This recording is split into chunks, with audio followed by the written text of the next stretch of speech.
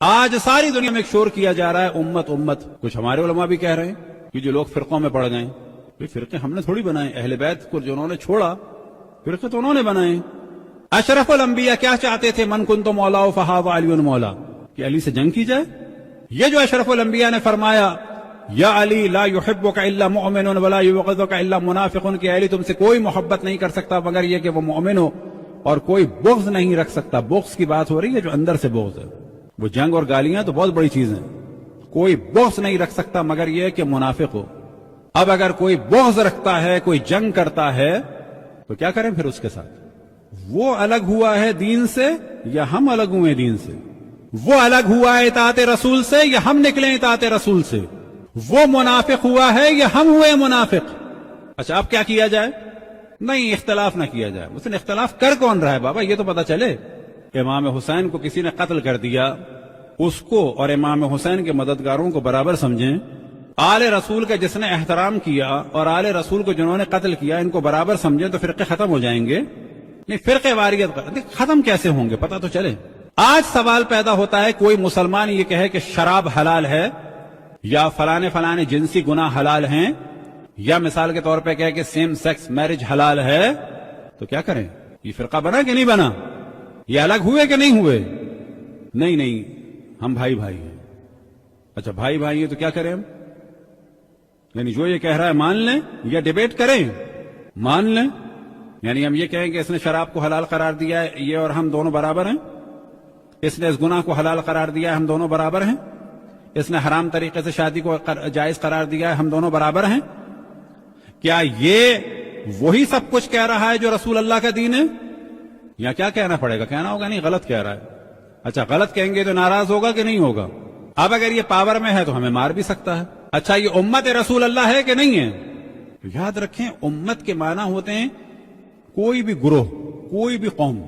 خود یزید کا دعویٰ تھا کہ نہیں تھا کہ میں امت محمد ہوں کہ نہیں ہوں؟ خود روایات میں نقل ہوا شیعہ سنی میں کہ نہیں کہ امام حسین کو قتل کرنے والے کون ہوں گے؟ میری امت میں سے ہوں گے. یعنی کیا مراد امت میں سے ہوں گے؟ یعنی خالص مومن ہوں گے. امت سے مراد یہ ہے کہ ان کے نام لینے والے ہوں گے. آج اگر ہم کہتے ہیں، فرض کریں کہ جی ایک مسلمان مولوی نے شراب کو حلال قرار دے دیا، تو کیا کہتے ہیں؟ کیا کہیں گے اب آپ بتائیے؟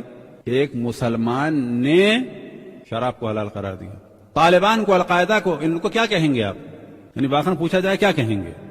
کہاں سے ہیں؟ کون ہیں؟ ہندو ہیں، عیسائی ہیں، یہودی ہیں، بدھسٹ ہیں، کنفیوشن ہیں، جین ہیں؟ کیا کہا جائے گا بالآخر؟ مسلمان. یعنی یہ وہی مسلمان ہیں کہ جو رسول اللہ صلی اللہ علیہ وسلم نے چاہا تھا؟ تو کہا جائے گا کہ نہیں. ان کو ٹوکا جائے، ہاں یہ غلط کام کر رہے ہیں، ہاں غلط کام کر رہے ہیں. امت ہیں، ہاں امت تو ہیں. آج کل بڑا شور کیا جا رہا ہے کہ ایک امت. بابا ایک امت، سارے انسان ایک امت ہیں. اب کیا کریں؟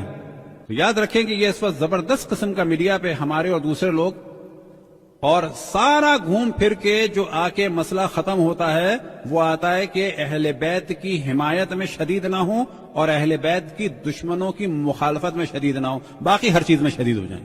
یعنی سوال کیا جائے کہ شراب کو حلال قرار دے تو صحیح ہے؟ نہیں، وہ تو غلط ہے. اچھا جو اہل بیت سے جنگ کرے وہ کیا ہے؟ اہل بیت پر لعنتیں بھیجے، اہل بیت کو قتل کرے؟ نہیں، یہاں خاموش ہو جاؤ، شراب پہ نہیں ہوں گے خاموش. کوئی حرام الہی کو حلال کرے، خاموش ہو جائیں؟ نہیں. کوئی پولیٹیکلی ہمارے خلاف ہو، وہاں خاموش ہو جائیں؟ نہیں. یہ جو مڈل ایسٹ کی صورتحال چل رہی ہے، کسی ملک کو وہ لوگ قبول کر رہے ہیں، وہ امت میں ہیں یا نکل گئے امت سے وہ ممالک؟ ہاں ہیں. خاموش ہو جائیں ان کی پالیسی پہ؟ نہیں، وہاں بولیں. اچھا وہاں بولیں، اہل بیت پہ ظلم ہو تو یہاں نہ بولیں، فرقہ بازی ہو جائے گی. یعنی امت کا کانسیپٹ یہ دیا جا رہا ہے کہ اہل بیت کے معاملے میں سینسٹیو نہ رہیں آپ، اہل بیت کے دشمنوں کے معاملے میں سینسٹیو نہ رہیں.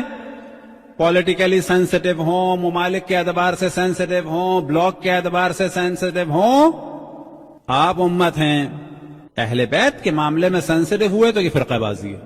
یعنی اس وقت امت کا نام لے کے در حقیقت اہل بیت کے دشمنوں کو سپورٹ کی جا رہی ہے اور اہل بیت کے فضائل کو دبانے کی کوشش کی جا رہی ہے. حد یہ ہے کہ ایک صاحب تفسیر بیان کرتے ہیں، اور خود ان کے قریبی ترین افراد نے سننے کے بعد کہا کہ بلا جتنی بھی آیات اہل بیت کی شان میں اس کو بیان نہیں کرتے، اور ہم نے سوال کیا کہ کیوں نہیں کرتے تو کہتے ہیں یہ میں تفسیر شیعوں کے لیے نہیں بیان کر رہا، میرے سننے والے سب ہیں۔ یعنی آپ قرآن سنانے کے لیے کر رہے ہیں یا اللہ کے پیغام کی جانب دعوت دینے کے لیے کر رہے ہیں؟ یعنی قرآن میں اگر پردے کا حکم ہے تو آپ یہ کہیں کیونکہ میری سننے والی بے پردہ عورتیں تو میں ان کو دل نہیں دکھانا چاہتا۔ اب اگر آپ قرآن سنا رہے ہیں، آپ کے سننے والے شرابی ہیں، تو آپ کہیں میں شراب کی نہیں آیتیں بیان کرنا چاہتا، سرسری گزر جاتا ہوں کیونکہ میرے سننے والے شرابی بھی ہیں، میرے سننے والے بے پردہ بھی ہیں، میرے سننے والے جو ہیں جنسی گناہ بھی کرتے ہیں، لہٰذا میں یہ زنا کی آیتیں نہیں زیادہ زور دیتا، تھوڑا سا ترجمہ کر کے گزر جاتا ہوں۔ بس کیونکہ میرے سننے والے جو ہیں وہ اہل بیت کا ذکر نہیں سننا چاہتے تو لہٰذا میں نہیں زیادہ سناتا، کیونکہ میرے فالوور جو ہیں سنی بھی ہیں، شیعہ بھی ہیں۔ ارے یہ قرآن اہل بیت کی جانب دعوت دینے کے لیے بیان کر رہے ہو یا فقط یہ قرآن ایسا ہے کہ جو سنا رہے ہو؟ اشرف الانبیاء نے جو دین چھوڑا ہے، یاد رکھیں وہ دین کیا ہے؟ انی تارکم فیکم الثقلین کتاب اللہ و عطرت اہل بیتی۔ امت بنے گی قرآن سے اور اہل بیت سے، مومن بنے گا قرآن سے اور اہل بیت سے۔ ہاں ڈیبیٹ کی گنجائش ہے، اگر کوئی کسی روایت میں آ کے اٹک جائے، غلط نظریہ بنائے تو کہا جائے گا یہ بیچارہ ایک آیت یا روایت میں ذرا سا ڈس بیلنس ہو گیا، لیکن ہے یہ امت۔ یہ کہ جو اللہ رسول اور اہل بیت علیہ الصلوۃ والسلام پر حملے کرے اور بعد میں ہم کہیں کہ نہیں اس کو ڈسکس نہ کریں کیونکہ اختلاف ہو رہا ہے۔ پھر میں عرض کروں امت کے معنی یہ دیے جا رہے ہیں کہ بالکل آپ گونگے ہو جائیں۔ ہاں سیاست میں آپ بولیں لیکن اہل بیت میں نہ بولیں، اہل بیت کے بارے میں سینسیٹیو نہ ہوں۔ اہل بیت کی کوئی توہین کرے تو آپ خاموش ہو جائیں۔ ان لوگوں سے سوال کیا جائے کہ اگر کوئی کسی مرجع کی توہین کرے، چاہے آغا خامنہ یا آغا سستانی، اس کے ساتھ تم بیٹھتے ہو؟ نہیں۔ اس کے پیچھے نماز پڑھتے ہو؟ نہیں۔ اس کو تم امت کیوں نہیں سمجھ رہے؟ یعنی اگر ایک مجتہد یا مرجع، ہم نہیں کہہ رہے کوئی آغا سستانی یا آغا خامنہ کی توہین کرے، مثال دے رہے ہیں، اگر تم ان کے معاملے میں اتنے سینسیٹیو ہو تو اہل بیت کے معاملے میں کیوں اتنے سینسیٹیو نہیں ہو؟ تمہیں امت وہ نظر آ رہے ہیں جو اہل بیت کی توہین کر رہے ہیں، تم وہاں پر اتنے براڈ مائنڈڈ ہو، اور اگر کوئی کسی ایک مجتہد یا مرجع کو نہ مانے تو وہاں پر براڈ مائنڈڈ نہیں ہوگے، وہاں پر تمہاری امت کا دروازہ نہیں کھلے گا۔